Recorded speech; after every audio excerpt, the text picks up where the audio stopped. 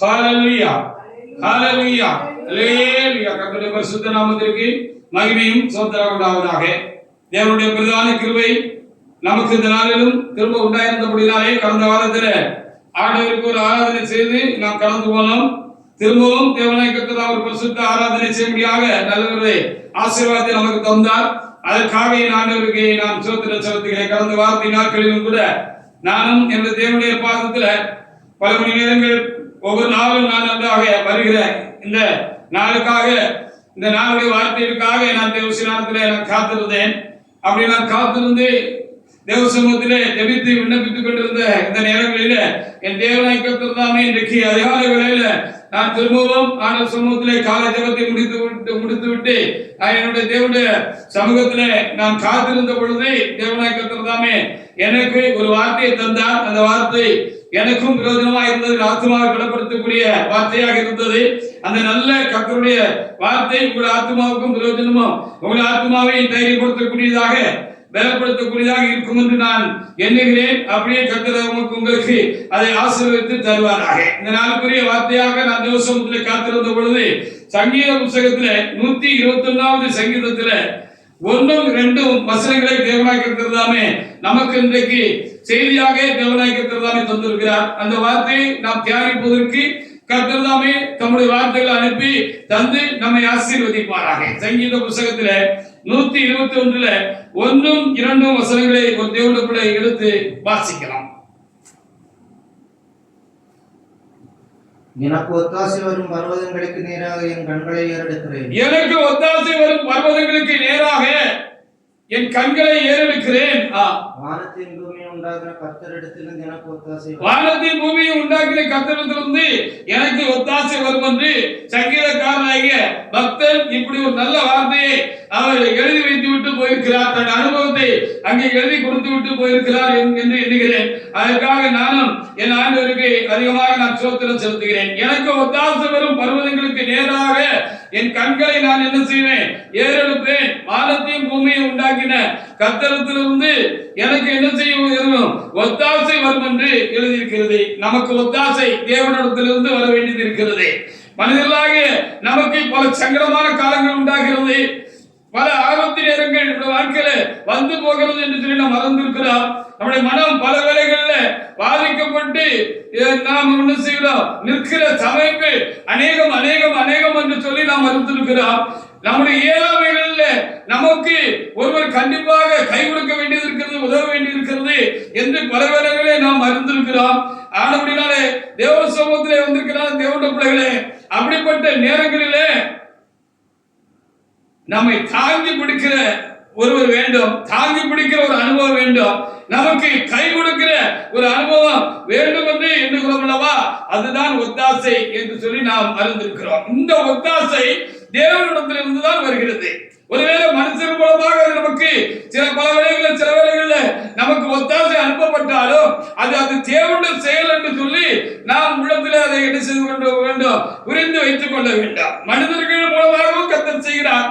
இன்னும் சில நேரங்களில் ஆண்டவரே நமக்கு நேரடியாக ஒத்தாசை செய்கிறவராக, நம்மை கை தூக்கி விடுகிறவராக, நம்மை தாங்கி பிடிக்கிறவராக அவர் இருக்கிறார். அப்படி இருக்கிறபடினால்தான் நாம் பல காலங்களில் நாம் பாதுகாக்கப்பட்டிருக்கிறோம் என்பதை நாம் அறிந்து கொள்ள வேண்டியதாக இருக்கிறது. அதுக்காக நானும் என் ஆண்டவருக்கு நான் ஸ்தோத்திரம் செலுத்துகிறேன். பாருங்கள், யாத்திரா புஸ்தகத்துல 17ஆம் அதிகாரத்துல 8 முதல் நாம் சில வசனங்களை நாம் அங்கே வாசிக்கிற பொழுது அங்கே ரவி தீவு என்று சொல்லப்பட்ட தீவுல அங்கே ஒரு யுத்தம் உண்டாயிற்று என்று அங்கே எழுதி வைக்கப்பட்டிருக்கிறது. அப்படி யுத்தம் உண்டான பொழுது அங்கே மோசே சொன்னார், அங்கே யோசுவாவை பார்த்து சொன்னார், நீ நேரடியாக போய் என்ன செய், அந்த சத்துருக்களோடு நீ என்ன செய்ய வேண்டும்? யுத்தம் கலக்க வேண்டும், நீ யுத்தம் செய்ய வேண்டும். நீயும் தெரிந்து கொள்ளப்பட்ட இஸ்ரவேல் யுத்த வீரர்களும் கடந்து போய் என்ன செய்யுங்க? யுத்தம் கலக்குங்க. நான் உன்னை அப்படியாக உனக்கு ஒத்தாசை அனுப்ப முடியாக தேவ பருவத்திலிருந்து தேவனுடைய சமூகத்திலிருந்து பரலோகத்தின் தேவன் தாமே உனக்கு ஒத்தாசை தரும்படியாக நான் மரம் மேல என்ன செய்வேன்? என்னுடைய கைகளை நான் வானத்துக்கு நேராக உயர்த்தி நான் உன்னை ஒத்தாசை தேவன் உனக்கு கொடுக்கும்படியாக நான் அங்கிருந்து நான் என்ன செய்வேன், ஜெபம் பண்ணிக்கிட்டு இருப்பேன். என் கைகளை விரிச்சு தேவனை நோக்கி, ஆண்டவரே இந்த யுத்தத்துல எங்களுக்கு ஒத்தாசை அனுப்பும் என்று சொல்லி நான் தேவனத்துல ஒத்தாசையை தேடுவேன் என்று சொல்லி அவர் தேடினதாக அங்கே எழுதி வைக்கப்பட்டிருக்கிறது. அப்படி அவர் கைகளை வருத்தி தேவனை நோக்கி அவர் என்ன செய்தாரா, ஒத்தாசைக்காக அவர் வேண்டுதல் செய்தார், ஒத்தாசையை தேடினார் என்று எழுதப்பட்டிருக்கிறது. அப்பொழுது அவருக்கு கையை வலிச்ச உடனே அவர் கையை கீழே போட்டுட்டாரு, கீழே கை தளர்ந்து அவருக்கு கீழே போட்டுட்டாரு. அப்படி கீழே அவர் எப்பெல்லாம் கையை கீழே தளர விட்டாரோ அப்ப எல்லாம் எதிரிகள் என்ன செய்தார்களா, இஸ்ரவேல் ராணுவ கூட்டத்தை மேற்கொண்டார்கள். எப்பொழுதெல்லாம் அவருடைய கைகள் உயர்ந்திருந்ததோ அப்பொழுதெல்லாம் என்ன செய்தார்கள், இஸ்ரவேலர்கள் மேற்கொண்டார்கள் என்று சொல்லி நம்ம இங்கே பார்க்கிறோம். அப்படி நடந்த பொழுது அங்கே 2 தேவனுடைய மனுஷர்கள் அவரோடு கூட இருந்தார்கள், தேவனுடைய மனிதர்கள் அங்கே இருந்தார்கள் என்று சொல்லி வேதத்தில் நமக்கு எழுதி கொடுக்கப்பட்டிருக்கிறது. அந்த தேவனுடைய மனிதர்களை பார்த்த பொழுது இந்த யுத்தம் தேவனால் நமக்கு சகாயம் உண்டாகிறது, இந்த யுத்தத்தில் தேவனால் நமக்கு சகாயம் உண்டாகிறது என்று சொல்லி அவர் அறிந்து கொண்ட பொழுது அவர் என்ன செய்தார்கள், அவர் கையை உயர்த்தி பிடிக்கும்படியாக காரியங்களை செய்தார்கள் என்று சொல்லி இந்த வேத பகுதியில 8 இருந்து 13 வரைக்கும் நம்ம இங்க வாசிக்கிற பொழுது நம்ம என்ன செய்யப்படுகிறது பார்க்க முடிகிறது. இதை நீங்க 10 முதல் வாசி பாருங்க, 10 முதல் வாசி பாருங்க. யோசுவா தனக்கு மோசே சொன்னபடியே செய்து அமலேக்கியரோடு யுத்தம் பண்ணினான். மோசேயும் ஆரோனும் ஊர் என்பவனும் மலை உச்சிலே ஏறினார்கள். அவர் பரலோகத்தை நோக்கி ஒத்தாசை அனுப்பித்தார் பையா என்று கேட்ட பொழுது இஸ்ரவேலர்கள் மேற்கொண்டார்கள். கையை தாழவிடுகையில் அமலேக்கு மேற்கொண்டார். மோசேயின் கைகள் அசந்து போயிட்டு கல்லை கொண்டு வந்து கீழே வைத்தார்கள். அதன் மேல் உட்கார்ந்தான். ஆரோன் ஒரு பக்கமும் ஊரு ஒரு பக்கமாக அவன் கைகளை தாங்கினார்கள். கைகள் சூரியன் அஸ்தமிக்கும் வரைக்கும் ஒரே நிலையா இருந்தது. பாத்தீங்களா, எந்த காரியத்திலும் கர்த்தருடைய ஒத்தாசை தயவு நமக்கு தேவையாக இருக்கிறது. கர்த்தருடைய கர்த்தர் நமக்கு ஒத்தாசை பண்ணணும், நம்மளை தாங்கி பிடிக்கணும். நமக்கு எந்த ஒரு காரியத்தில் கர்த்தர் கை கொடுக்கிற ஒரு அனுபவம் நமக்கு வேண்டியதா இருக்கிறது. அப்படிங்கிறது இந்த பகுதி நமக்கு ரொம்ப தெளிவாக சொல்லுகிறது. மோசே தேவனுடைய மனுஷன் தான், யோசுவாவும் ஒரு பக்திமான் தான், அதிகமாக பக்தி வைராக்கியம் உள்ளவர் தான். அவர் இஸ்ரவேலர்களுக்காகவும் தேவனுக்காகவும் பக்தி வைராக்கியம் உள்ளவர் தான். ஆனால் யுத்தம் கலக்கிற பொழுது, எதிரிகளோடு யுத்தம் கலக்கிற பொழுது அந்த காலங்களில தேவ ஒத்தாசை அவர்கள் தேடினார்கள். தேவ ஒத்தாசை ரொம்ப முக்கியமானது என்று சொல்லி நம்ம இங்க என்ன செய்கிறது, இந்த பகுதியில இருந்து நம்ம பார்க்க முடிகிறது. அவர் பாரத நோக்கு ஒத்தாசைக்காக கைகளை உயர்த்தி தேவனுக்கு கூட்ட பொழுது அங்கே கர்த்தர் மேற்கொண்டார் அல்லது கர்த்தருடைய ஜனங்கள் மேற்கொண்டார்கள் என்று சொல்லி நம்ம பார்க்கிறோம். ஆனால் தேவனுடைய பிள்ளைகளை இது நமக்கு ஒரு முன்னுதாரணமாக நமக்கு எழுதி கொடுக்கப்பட்டிருக்கிறது. நாமும் எந்த ஒரு காரியத்திலும் நாம் அதிகமாக கர்த்தருடைய ஒத்தாசையை தேடக்கூடியவர்களாக நாம் தேவ சமூகத்திலே நாம் இருக்க வேண்டும். அது விசேஷமாக நமக்கு சங்கட சமயங்கள்ல நம்மளை தாங்கி பிடிக்கிறதுக்கு, கை கொடுத்து நம்மளை நிப்பாட்டுறதுக்கு ஆண்டவருடைய ஒத்தாசை ரொம்ப நமக்கு தேவையாக இருக்கிறது. ஆபத்து நேரங்களிலும் தேவையாக இருக்கிறது. மனம் பாதிக்கப்பட்டு நிற்கும் சமயங்கள் அது தேவையாக இருக்கிறது. அந்த ஒத்தாசையை பக்தர்கள் எல்லாம் தேடினார்கள். இங்கே மோசேயும் தேடினார் என்று சொல்லி நம்ம இங்கே பார்க்கிறபடினாலே எனக்கு ஒத்தாசை ஒரு பர்வதங்களுக்கு நேராக என் கண்களை ஏறெடுப்பேன். ஆண்டவரை நோக்கி எந்த ஒரு காரியத்திற்கும் விசேஷமாக நெருக்கமான காலங்களில பாதிக்கப்பட்டு இருக்கிற நேரங்களில நாம் விசேஷமாக நம்முடைய கண்களை என்ன செய்யணுமா, ஆண்டவரை நோக்கி பார்க்கணும், பரலோகத்தை நோக்கி பார்க்கணும். ஒத்தாசை தேடுனா நமக்கு அந்த ஆண்டவர் என்ன செய்வார், ஒத்தாசை தருவார். ஆண்டவரோட ஒத்தாசை இல்லாம ஒண்ணு நடக்காது என்கிறத மொத்தத்துல நம்ம கூட்டி கழிச்சு மனசுக்குள்ள என்ன செஞ்சுக்கணும், வைத்துக் கொள்ள வேண்டும் என்று சொல்லி இந்த பகுதி நமக்கு என்ன செய்கிறது, போதிக்கிறது. சங்கீதம் 38:35 1 முதல் 3 வரைக்குள்ள வசனங்களை நீங்க வாசி பாருங்க. எனக்கு பக்கபலமாக நீங்க நில்லுங்க ஆண்டவரே. அதான் ஒத்தாசை. நமக்கு பக்கபலமா நிக்கணும். எந்த ஒரு காலத்துல ஆண்டவர் பக்கபலமா நிக்கிறதுனா ஒத்தாசை. எனக்கு பக்கபலமா இருக்க தேவனேன்னு அவர் செஞ்சாரா, அவரு தேவனை நோக்கி வேண்டிக் கொண்டார், கூப்பிட்டார் என்று சொல்லி இந்த சங்கீதம் 35ல 1 முதல் 3 வரைக்குள்ள வசனங்கள்ல நாம் பார்க்க முடிகிறது. வாசிங்க. கர்த்தாவே நீர் என் வழக்காளிகளுடைய வழக்காடி. கர்த்தாவே நீர் என் வழக்காளிகளுடைய வழக்காடி. என்னுடைய யுத்தம் பண்ணுவர்களுடைய யுத்தம் பண்ணும். என்னுடைய யுத்தம் பண்ணுவர்களோட என்ன செய்யும்? நீங்க யுத்தம் பண்ணும். நீர் கேடகத்தை பரிசையும் பிடித்து. நீர் கேடகத்தையும் பரிசையும் பிடித்து ஒத்தாசையாக எழுந்து எனக்கு ஒத்தாசையாக என்ன செய்யுங்க? எழுந்து வாங்கி நில்லும். என்னை துன்பப்படுத்துகிறவர்களோடு என்னை துன்பப்படுத்துகிறவர்களோடு எதிர்த்து நின்று இயற்கையை வாங்கி அவர்களை மறித்து நான் உன் ரட்சிப்பு என்று என் ஆத்மாவுக்கு சொல்லுன்னு அங்க எழுதி, நீ கேடகத்தையும் பரிசையும் பிடித்து எனக்கு ஒத்தாசையாக எழுந்து நில்லும் அப்படின்னு சொல்லி இருக்கிறத பார்க்கிறோம். நம்ம பக்கத்துல நம்ம செய்ய வேண்டிய காரியங்கள் நம்ம செஞ்சாலும் கர்த்தருடைய ஒத்தாசை எந்த ஒரு காரியத்திலும் கண்டிப்பா தேவை. கட்டாயம் அந்த ஒத்தாசை நமக்கு சேர்ந்து கிடைச்சாதான் நம்ம முழு வெற்றி அடைய முடியும். எந்த ஒரு காரியத்திலும் நம்ம முழு வெற்றி நமக்கு கிடைக்கணும், அதனுடைய முழு பலன் நமக்கு கை வந்து சேரணும், கை விடணும் அப்படின்னு சொன்னா நம்ம என்ன செய்யணும்னு சொல்லி சொல்லப்பட்டிருக்கிறது சொல்லி பார்க்கிற பொழுது தேவனுடைய ஒத்தாசையை நம்ம தேடுகிறவர்களாக இருக்க வேண்டும். அல்லேலூயா. தேவனுடைய ஒத்தாசையை நம்ம என்ன செய்யணும்? அதிகமாக நாம் தேடணும்னு இந்த வார்த்தை நமக்கு போதிக்கிறது. அந்த ஒத்தாசை இல்லைன்னா அது ஒரு கஷ்டமான ஒரு காரியம், சூழ்நிலையாகத்தான் இருக்கும். கர்த்தருடைய ஒத்தாசை நமக்கு கிடைக்கல அப்படின்னா அது ஒரு கஷ்டமான காரியம் தான். 2 சாமுவேல் 8ஆம் அதிகாரத்திலே 6ஆம் வசனத்தை வாசிச்சு பாருங்க. எங்கெல்லாம் தாவீது ராஜா யுத்தத்துக்கு போனாரோ, போருக்கு போனாரோ, அங்க எல்லாம் அவருக்கு கர்த்தருடைய ஒத்தாசை கூட இருந்துச்சு. அப்ப அவர் ஒத்தாசை போல தேடி இருப்பாரு.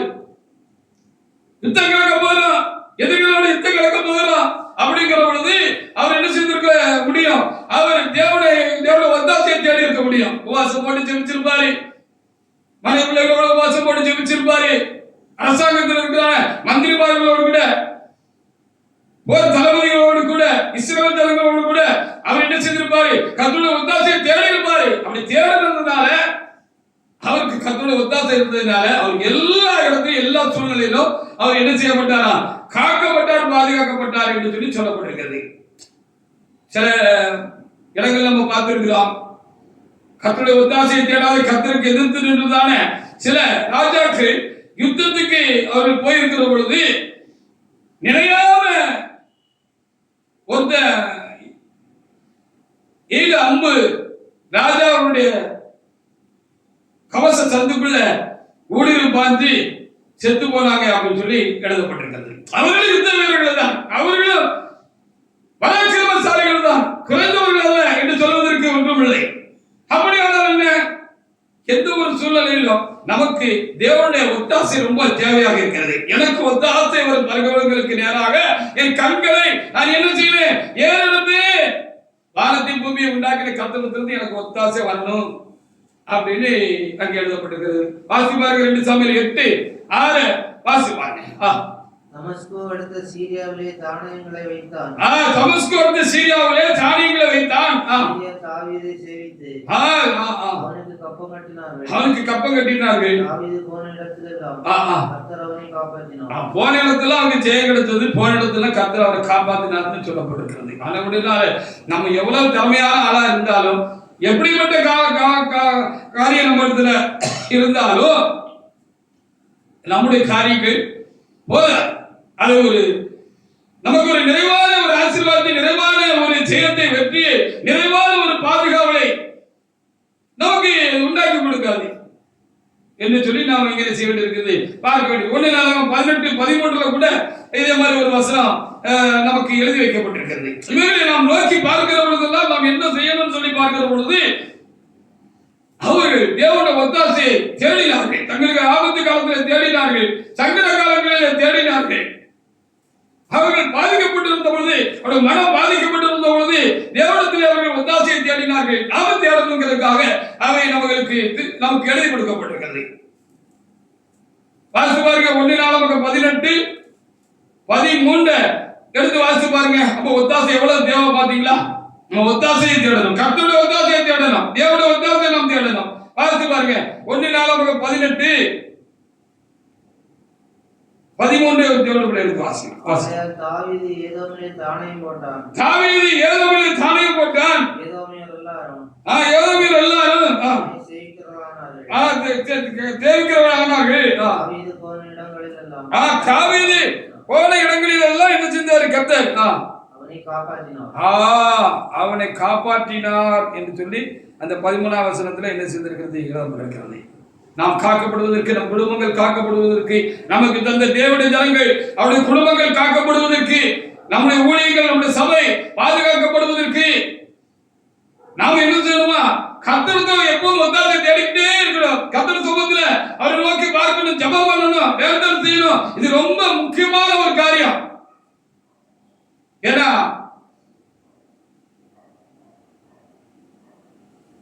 தனியா நின்று பார்த்தோம்னா நம்மளை காட்டலாம். ஆண்டவரை விட்டுட்டு ஆண்டவர் நமக்கு தந்திருக்கிற வல்லமை பலத்தையும் தேவாவினுடைய ஆசீர்வாதத்தையும் நம்ம தனியா வச்சுட்டு நம்ம சத்துருவை சாத்தானை நாம் அப்படி கொஞ்சம் பார்த்தோம் அப்படின்னு சொன்னா கண்டிப்பாக அவன் பலசாலி தான். நமக்கு முன்பாக அவன் பலசாலி தான். அப்ப அவனை மேற்கொள்வதற்கு தேவ பலமும் ஒத்தாசையும் நமக்கு தேவையா இருக்கிறது.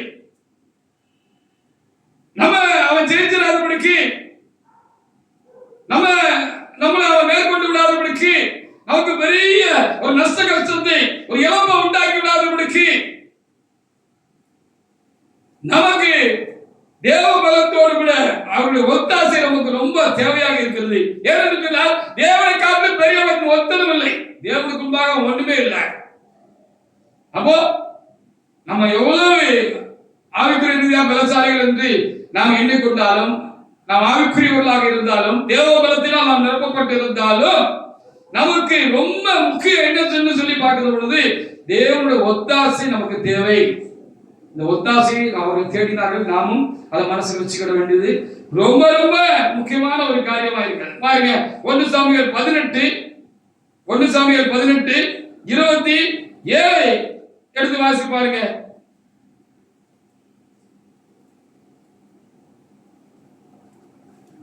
சாரி 29 வாசி பாருங்க.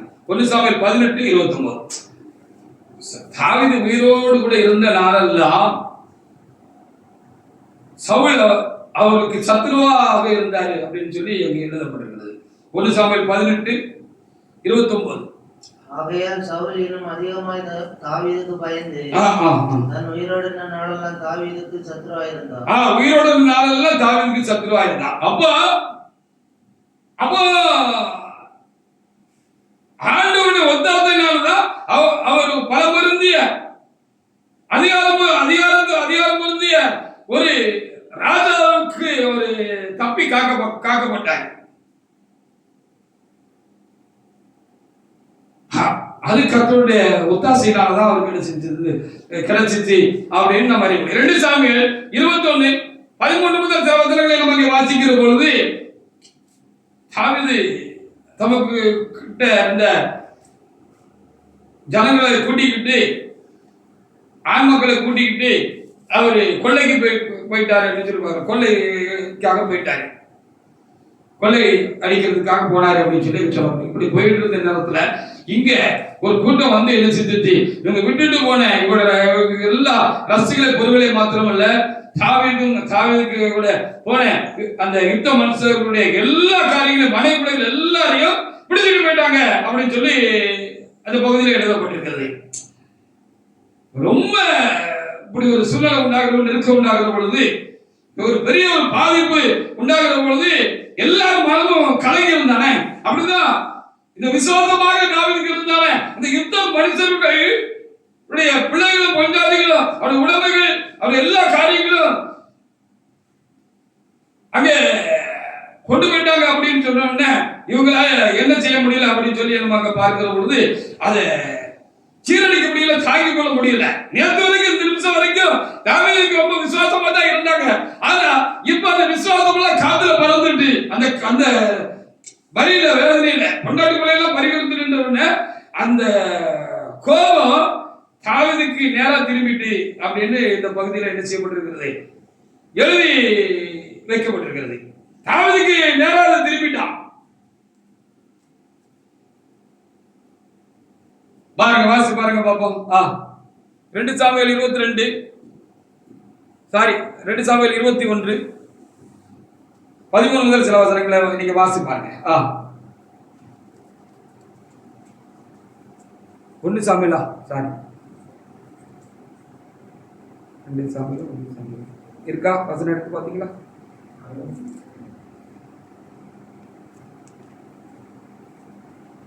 2 சாமுவேலா இந்த வசனம் எடுத்து பார்ப்போம். நம்பர் மாறி இருக்கு.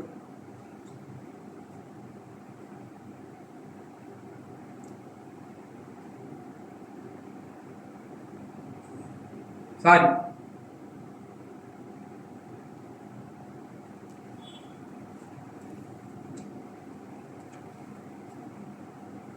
ரெண்டு சாமுவேல் 22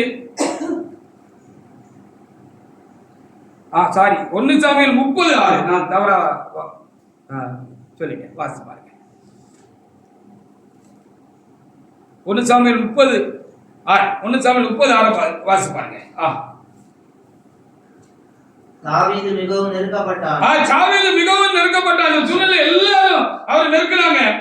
சகல ஜனங்களும் தங்கள் குமாரத்திகள் நித்தம் மனக்லேசத்தினால் அவனை கல்லறை வேண்டும் என்று சொல்லிக் கொண்டார். தாவீது தன் தேவனாய கர்த்தருக்குள்ளே தன்னை திடப்படுத்தி அப்ப அவர் அந்த இடத்துல ஆண்டவரிடத்துல ஒத்தாசை தேடினார் அப்படின்னு சொல்லி சொல்லப்படுகிறது. தொடர்ந்து நீங்க வாசி பார்க்கலாம். 1 சாமுவேல் 18:29 நீங்க வாசி பாருங்க. 1 சாமுவேல் 18:29 வாசிட்டோமா? 2 சாமுவேல் 21:13 முதல் சில வசனங்களை நீங்க வாசி பார்க்கும் பொழுது 2 சாமுவேல் 21:13 முதல் வாசிக்கிற பொழுது ஒரு பெரிய ராட்சச யுத்த களத்துல என்ன சொன்னானா, தாவீதை வெட்டுறதுக்கு வந்தா அவர் விடாயத்தில் இருக்கிற பொழுது அப்படின்னு நம்ம அங்க பார்க்கலாம். அப்படி விடாயத்தில் இருந்த பொழுது அங்க என்ன நடந்துச்சு அப்படின்னு சொல்லி நம்ம அங்க பார்க்கிற பொழுது அங்க கடவுளோட ஒத்தாசை அவருக்கு உண்டானதுனால அவர் பாதுகாக்கப்பட்டார் என்று அந்த பகுதியில் என்ன செய்யப்பட்டிருக்கிறது, எழுதப்பட்டிருக்கிறது. 15 முதல் வாசிங்க. 15 முதல். பின்பு பெலிஸ்தர் இஸ்ரவேல் மேல் யுத்தம் செய்தார்கள். சத்தமா வாசிங்க. பின்பு பெலிஸ்தர் இஸ்ரவேல் மேல் யுத்தம் செய்தார்கள். அப்பொழுது தாவீதும் அவனோட கூட அவன் சேவகரும் போய் பெலிஸ்தரோடு யுத்தம் பண்ணினார்கள். தாவீது விடாய்த்து போனான். தாவீது விடாய்த்து போயிட்டாரு. சோர்ந்து போயிட்டாரு. பலம் இல்லாம போயிட்டு அப்பொழுது 300 சேக்கல் நிறைய வெண்கலமான ஈட்டியை பிடிக்கிறவனும் புது பட்டயத்தை அறையிலே கட்டி கொண்டவருமான என்னும் ராட்சச புத்திரர் ஒருவன் தாவீதை வெட்ட வேண்டும் செருயாவின் குமாரனாகிய அபிசாய் ராஜாவுக்கு உதவியாக வந்து பெலிஸ்தனை வெட்டி கொண்டு போட்டான். அப்பொழுது தாவீதின் மனுஷர் இஸ்ரவேலின் விளக்கு அணைந்து போகாதபடிக்கு எங்களோட யுத்தத்திற்கு யுத்தத்துக்கு வர வேண்டான்னு அங்கே சொன்னதாக கேட்டுக்கொண்டதாக என்ன செய்யப்பட்டிருக்கிறது, அங்கே என்ன செய்யப்பட்டிருக்கிறது, எழுதி கொடுக்கப்பட்டிருக்குன்னு சொல்லி பார்க்கிறோம். அப்ப தாவீது ஒரு இடத்துல எல்லாம் அவரை காப்பாற்றினாம எழுதியிருக்கு. அவன் இந்த இடத்துல அவன் வெட்ட வந்தாலும் எழுதப்பட்டிருக்கிறது. அப்ப நம்ம இன்னைக்கு சாத்தான் நமக்கு விரோதமாக நிறைய காரியங்களை கொண்டு இருக்கிற பொழுது நாம காக்கப்படும், நம்ம சபை காக்கப்படும், குடும்பங்கள் காக்கப்படும், பிள்ளைகள் காக்கப்படுகிறார்கள் என்று சொல்லி நம்ம பார்க்கிற பொழுது தேவனுடைய ஒத்தாசை தான் அங்கே வேலை செஞ்சிருக்கு.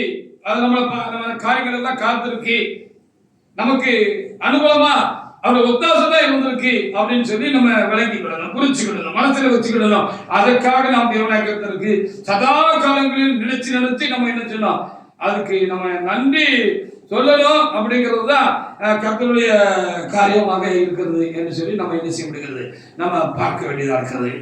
ஒண்ணு நம்ம மனசுல தெளிவா வச்சுக்கிடலாம். எவ்வளவு கலக்கமான சூழ்நிலை, எவ்வளவு பயப்படுகிறதான ஒரு சூழ்நிலை,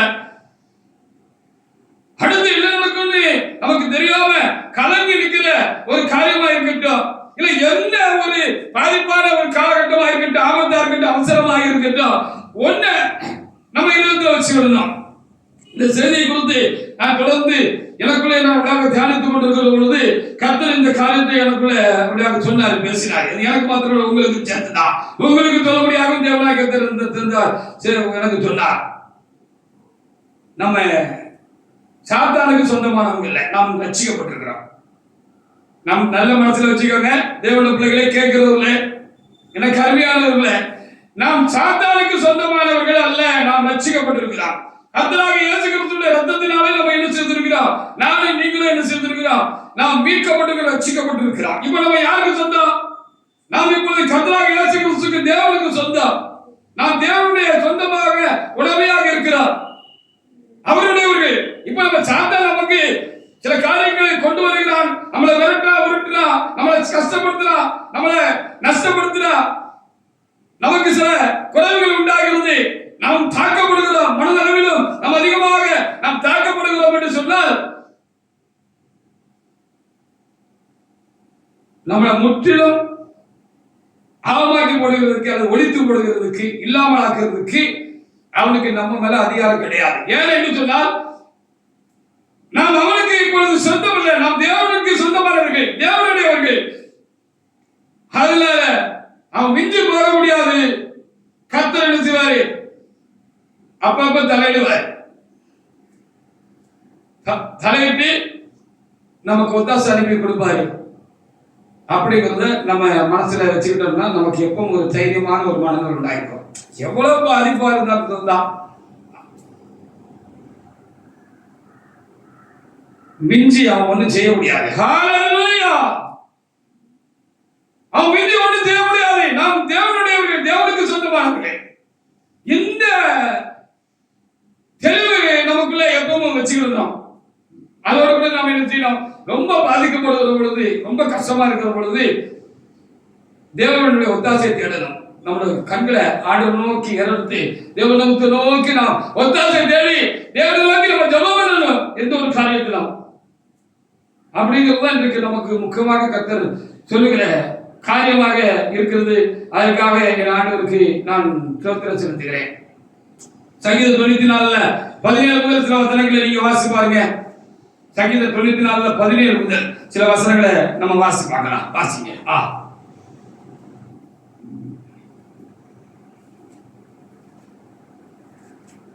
கர்த்தர் எனக்கு துணையாக இராவிட்டால், கர்த்தர் எனக்கு துணையாக இராவிட்டால் ஆத்துமா சீக்கிரமாய் மௌனத்தில் வாசம் பண்ணி, ஆத்துமா என்ன செய்திருக்கும்?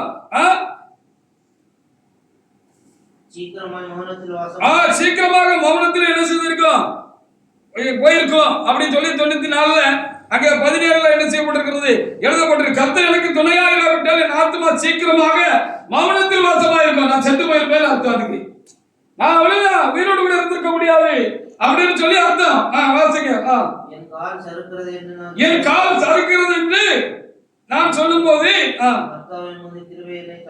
ஆமா, நம்ம சறுக்கிற போதெல்லாம், நம்ம இடறுகிற பொழுதெல்லாம், சாத்தான் நம்ம காலை தட்டி விடுகிற பொழுதெல்லாம், எந்த ஒரு காரியத்தில இருக்கட்டும் வாசிங்க.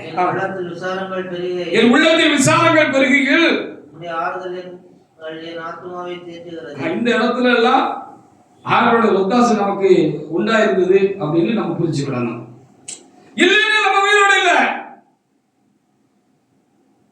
இல்லைன்னா நம்ம என்ன இல்ல, உயிரோடு கூட நம்ம இல்ல. இதான் உண்மை. சங்கீதம் 124 1 முதல் 3 வரைக்குள்ள வசனங்களை நீங்க வாசிச்சு பாருங்க. சங்கீதம் 124 1 முதல் 3 வரைக்குள்ள வசனங்கள்ல என்ன எழுதிருக்குன்னு பாருங்க. வாசிங்க. மனுஷர் எனக்கு விரோதமாய் எழும்பின போது, மனுஷர் எனக்கு விரோதமாய் எழும்பின பொழுது கர்த்தர் நமது பக்கத்தில் இராவிட்டால், கர்த்தர் நமது பக்கத்தில் இராவிட்டால், கர்த்தர் தாமே நமது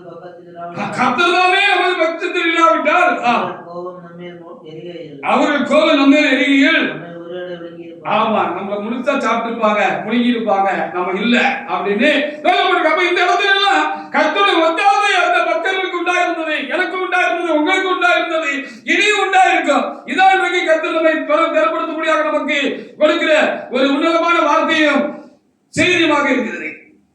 அதனால நமக்கு ஒரு நம்பிக்கை உண்டு. கர்த்தருடைய ஒத்தாசை நமக்கு இருக்கிறது, இருக்கும் அப்படின்னு சொல்லி பார்க்க முடிகிறது. இது சரிதானே? உண்மைதானே? நீதிமன்றம் 18:14 என்ன எழுதிருக்குன்னு சொல்லி பாருங்க. முறிந்த ஆவி யாரால் தாக்கு கொடுக்க முடியும்? மனம் உடைஞ்சு போயிட்டு இருந்தா எந்த ஒரு காரியத்துல இருக்கட்டும். எனக்கு ஒரு காரியத்துல மனம் உடைஞ்சு போயிருக்கும், நான் நொறுங்கி போயிருவேன். உங்களுக்கு ஒரு காரியத்துல நீங்க மனம் உடைஞ்சு போயிருவீங்க, உங்க ஆவி முடிஞ்சு போயிடும். ஒவ்வொருக்கும் ஏதாவது ஒரு சூழ்நிலை அப்படி தாங்க முடியாத ஒரு காரியம் நமக்கு வந்துடும், விட்டு போயிடுவோம்.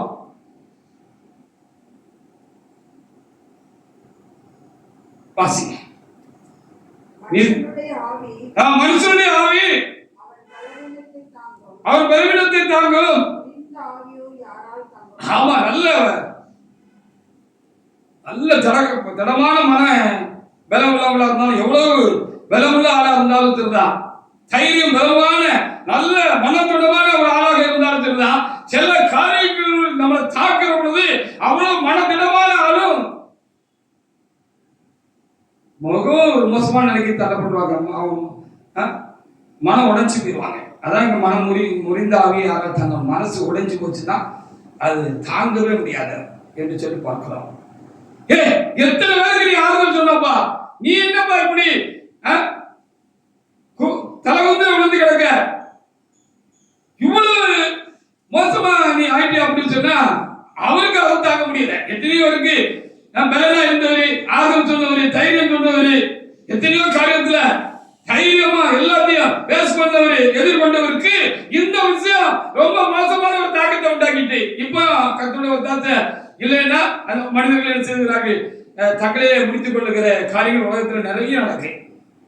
நம்ம முடிச்சு போகாம இருக்கோம்னா, நம்ம இப்பவும் இருக்கோம்னா, நமக்கு பலன் உண்டாயிருக்கிறது என்று சொன்னால் நாம் தாக்கு பிடிக்கிறோம், எல்லா காரியங்களையும் நாம் தாக்கு பிடிக்கிறோம் அப்படின்னு சொன்னா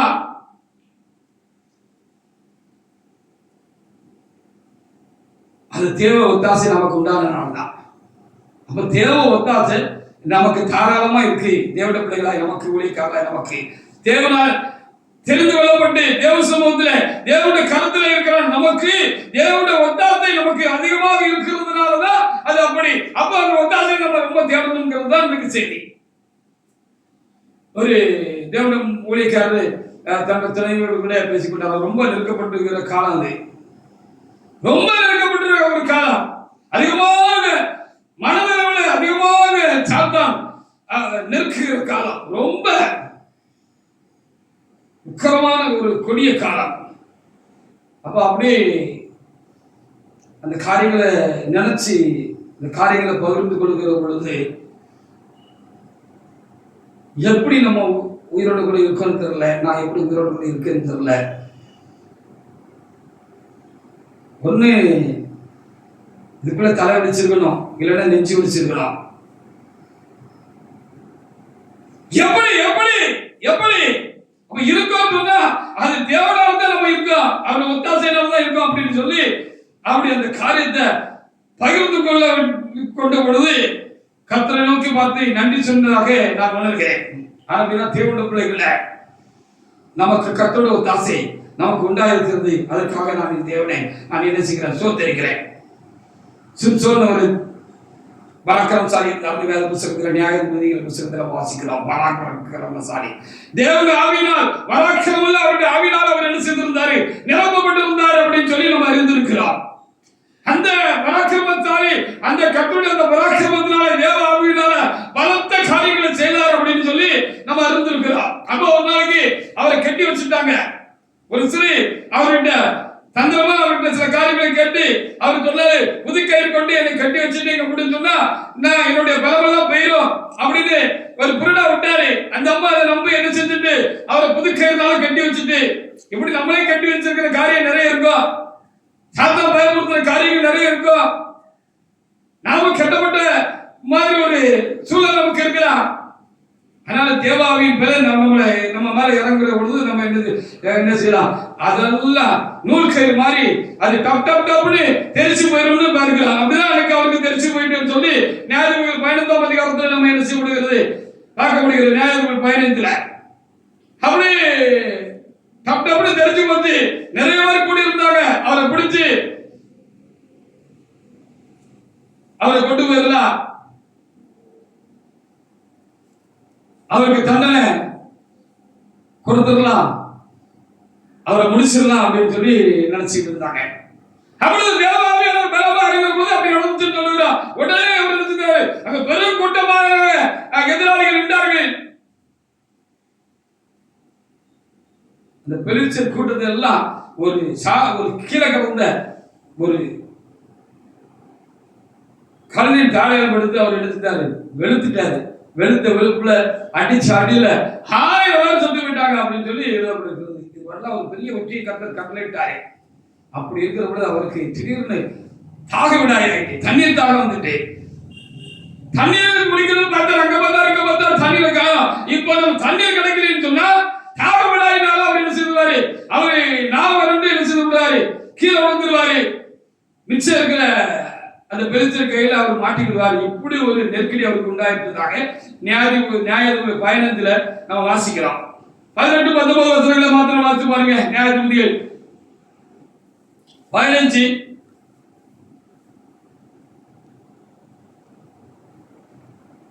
18, 19 வசனங்களை வாசித்து பாருங்க. அவன் மிகவும் தாகமடைந்து கர்த்தரை நோக்கி கூப்பிட்டு, தேவரே, உமது அடியின் கையிலான பெரிய ரட்சிப்பை கட்டளையிட்டு இருக்க, இப்பொழுது நான் தாகத்தால் செத்து விருச்சத்தாலும் இல்லாத கையில விழுமா ஆண்டவரே அப்படின்னு அவர் கூப்பிட்டாரு எழுதப்பட்டிருக்காரு. 15, 18, 19 வாசிங்க.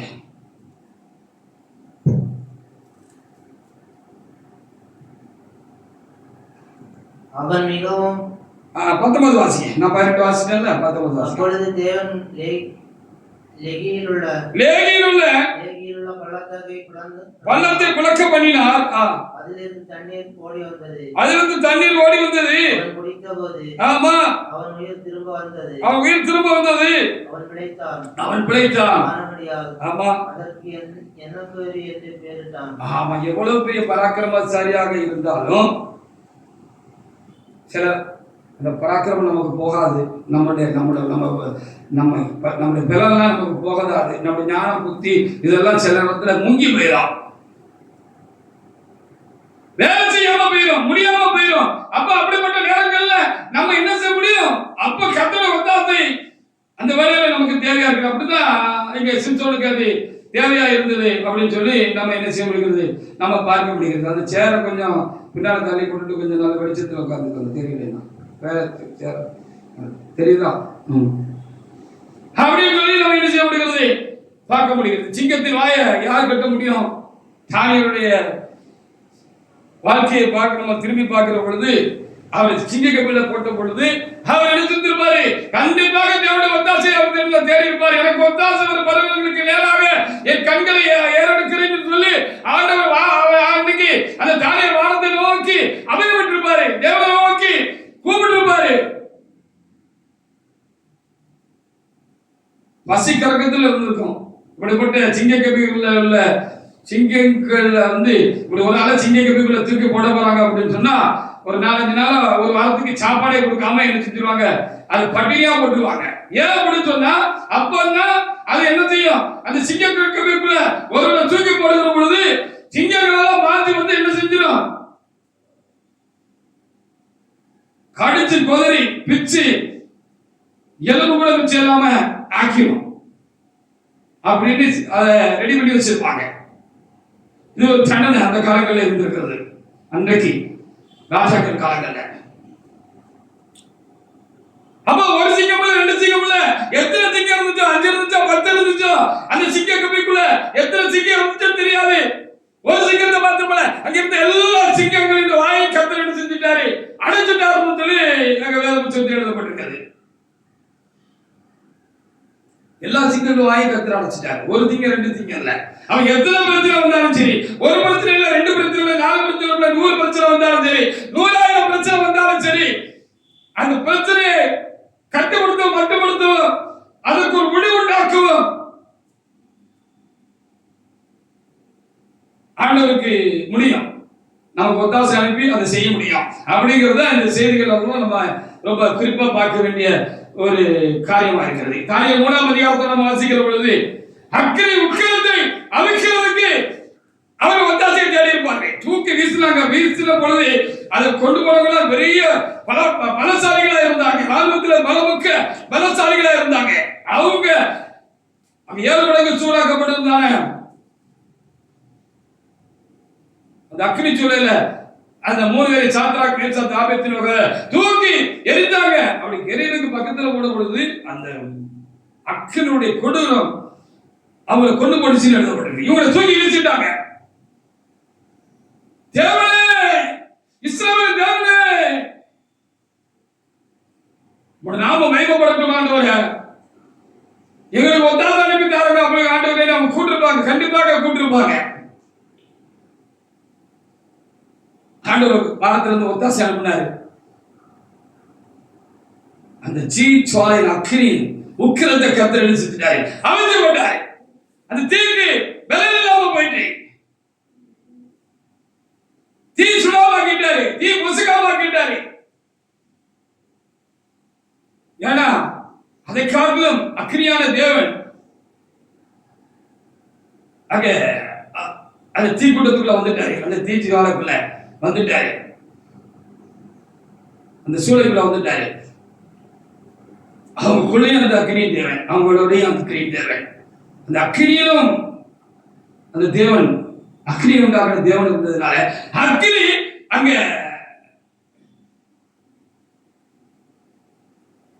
அக்னி அந்த பலத்தை தன்னுடைய அந்த அக்னி சுட்டரிக்கிற அந்த இதை தனக்குள்ள உள்வாங்கிக்கிட்டு அதனால அங்க அந்த அக்னி அவங்களுக்கு பலன் செய்யாம போயிட்டு அப்படின்னு சொல்லி நம்ம அங்க பார்க்க முடிகிறது. வாசிப்பாருங்க தானியேல் 3ஆம் அதிகாரத்துல, தானியேல் புத்தகத்துல 3ஆம் அதிகாரத்துல இந்த காரியம் நமக்கு விவரிக்கப்பட்டிருக்கிறது. நம்ம பல வேளைகளில் பார்த்திருக்கிறோம். பல வேளைகளில் நாம் என்ன செஞ்சிருக்கிறோம்? அதை படித்திருக்கிறோம். அந்த காரியங்களை நம்ம என்ன செஞ்சிருக்கிறோம்? நம்ம அறிந்திருக்கிறோம்னு நமக்கு தெரியும். 23 இருந்து வாசிப்பாருங்க. 3:23 இருந்து. Shadrach Meshach Abednego Shadrach Meshach Abednego எனும் அந்த 3 புருஷரும் கட்டுண்டவர்களாய் இருக்கிற அக்கினி சூளையின் நடுவிலே விழுந்தார்கள். இருக்கிற அக்கினி சூளையின் நடுவிலே விழுந்தார்கள். அப்பொழுது ராஜாவாகிய நேபுகாத்நேச்சார் பிரமித்து தீவிரமாய் எழுந்திருந்தாரு. உட்கார்ந்திருந்தாரு. பெரிய படபடப்போடு இருந்தாரு. ராஜ தோரணையில இருந்தாரு. ரொம்ப அப்படியே நிமிர்ந்து அவர் கருகி பசுமமாக போகிற காட்சியை பார்க்கணுங்கிறது நோக்கத்துல ரொம்ப உட்கார்ந்து அப்படி ரொம்ப ஒரு மோசமான ஒரு மனநிலையில அகங்காரத்தோடு உட்கார்ந்து இருந்திருப்பாரு இல்லையா? அப்படி இருந்த திடீர்னு அங்க அவர் கண்ணை திறந்துட்டார். ஆண்டவர்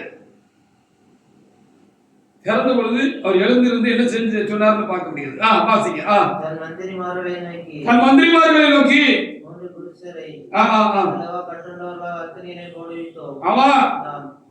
அவர்கள் ராஜாவுக்கு பிரதித்திரமாக ராஜாவே அப்படின்னு சொன்னாரு.